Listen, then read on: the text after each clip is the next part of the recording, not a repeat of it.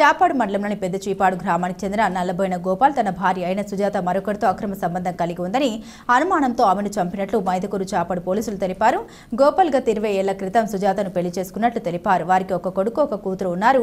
వారు హైదరాబాద్లోని ఒక ప్రైవేట్ కాలేజీలో బీటెక్ చదువుతున్నారు.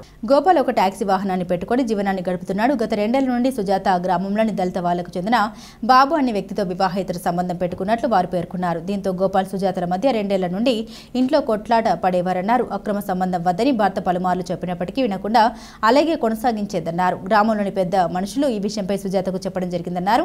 4 రోజుల క్రితం చాపాడు పోలీస్ స్టేషన్లో కూడా పంచాయతీ జరిగినట్టు తెలిసింది. ఎంత చెప్పినా చాలా మంది చెప్పినప్పటికీ సుజాత తన పద్ధతి మార్చుకోలేదని తెలిపారు. దీంతో గోపాల్కు విరక్తి చెంది 4 రోజుల క్రితం తన ఇంట్లోనే సుజాతను చంపినట్టు తెలిపారు. గోపాల్ సుజాత మృతదేహాన్ని ఒక గోనె సంచిలో వేసుకొని కట్టి దాన్ని మోటార్ సైకిల్పై తీసుకొని పోయి మైదుకూరు మండలంలోని వనిపెంట గ్రామం అనుకుని అడవిలో పడేసినట్టు తెలిపారు. తనకేమీ తెలియనట్లు గోపాల్ వ్యవహరించాడన్నారు. కానీ గోపాల్ కుటుంబ సభ్యులు 4 రోజుల నుండి సుజాత కనిపించడం లేదని చెప్పాడు.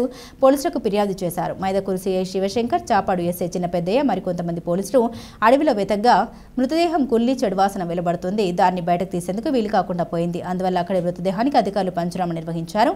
కేసు నమోదు చేసుకుని దర్యాప్తు చేస్తున్నట్లు వారు పేర్కొన్నారు.